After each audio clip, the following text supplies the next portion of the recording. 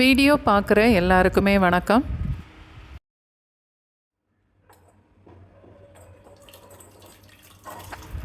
பீக்கங்காய் சாம்பாரும் அதோட சேர்த்து சாப்பிட்றதுக்கு நல்ல காரமாக மொறுமொறுன்னு ஒரு உருளைக்கிழங்கு ஃப்ரையும் இன்றைக்கி செய்து பார்க்கலாம்.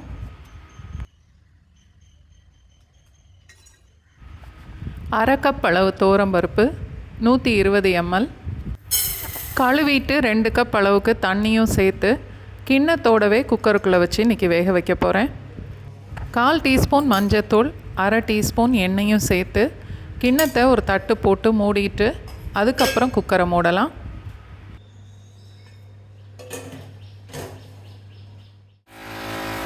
அடுப்பை மீடியம் ஃப்ளேமில் வச்சுட்டு 7 இல்லை 8 விசில் வச்சா போதும்.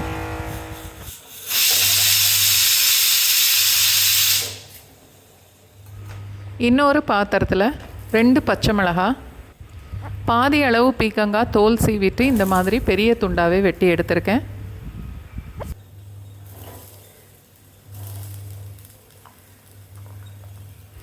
பத்து 12 சின்ன வெங்காயம்,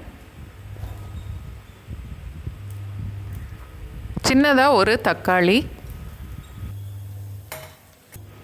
1 கப் அளவுக்கு தண்ணி சேர்த்துட்டு 1 நிமிஷம் வேக விட்டால் போதும். பீக்கங்காய் சீக்கிரமே வெந்துடும்.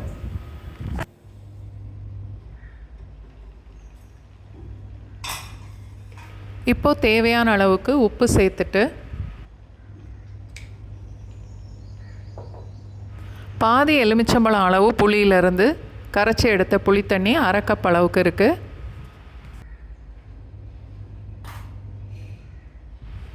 அதோட வேக வச்ச பருப்பையும் சேர்த்துடலாம்.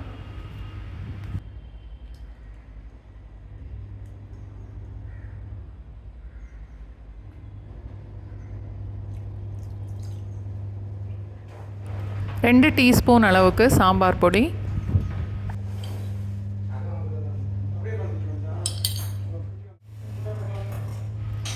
நல்லா கலந்துட்டு 2-3 நிமிஷத்துக்கு நல்லா கொதிக்க விடணும். அடுப்பு மீடியம் ஃப்ளேமில் இருக்கட்டும்.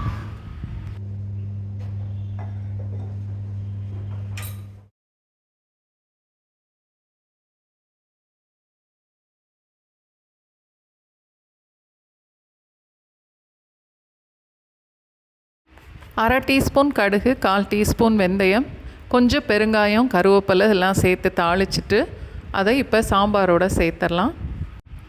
இன்னும் கூட 2 நிமிஷம் கொதிக்கட்டும்.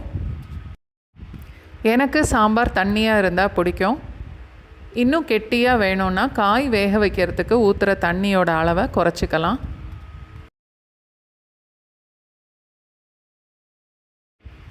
அடுப்பை ஆஃப் பண்ணிவிட்டு கொஞ்சம் மல்லி இலை சேர்த்துட்டா பீக்கங்காய் சாம்பார் ரெடி. அடுத்து உருளைக்கிழங்கு ஃப்ரை பண்ணலாம்.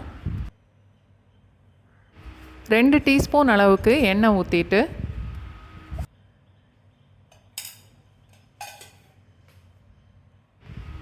ரெண்டு உருளைக்கிழங்கு தோல் சீவிட்டு இந்த மாதிரி பொடிசாவே வெட்டி எண்ணெயில் சேர்த்துடலாம். தேவையான அளவுக்கு உப்பும் சேர்த்துடணும். 1/4 டீஸ்பூன் அளவுக்கு மஞ்சத்தூள், 1.5 to 2 டீஸ்பூன் வரைக்கும் மிளகாத்தூள் சேர்க்கலாம். நம்ம காரத்துக்கு தேவையான மாதிரி அட்ஜஸ்ட் பண்ணிக்கணும்.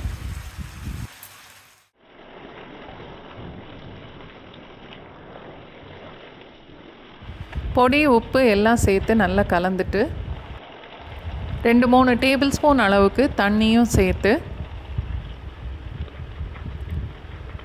2 நிமிஷத்துக்கு மூடி வச்சிடலாம். நடுவில் 2-3 தடவை கிளறி விடணும்.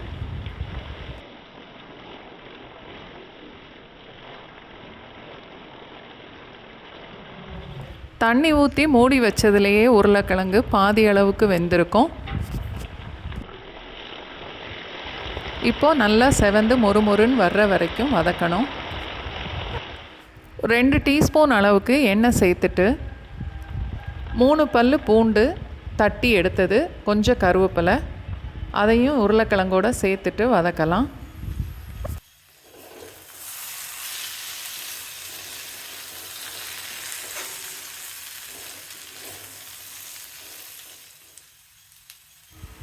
1/2 டீஸ்பூன் அளவுக்கு சோம்புத்தூள். அடுப்பை லோ ஃப்ளேமில் வச்சுட்டு இன்னும் கொஞ்சம் வதக்குனா உருளைக்கிழங்கு நல்லா மொறுமொறுன்னு வந்துடும். சாம்பார் அதோட இந்த மாதிரி மொறுமொறுன்னு ஒரு உருளைக்கிழங்கு ஃப்ரை கட்டாயம் செய்து பாருங்கள். லஞ்சாக இருந்தாலும் சரி, டின்னராக இருந்தாலும் சரி, சூப்பரான காம்போ.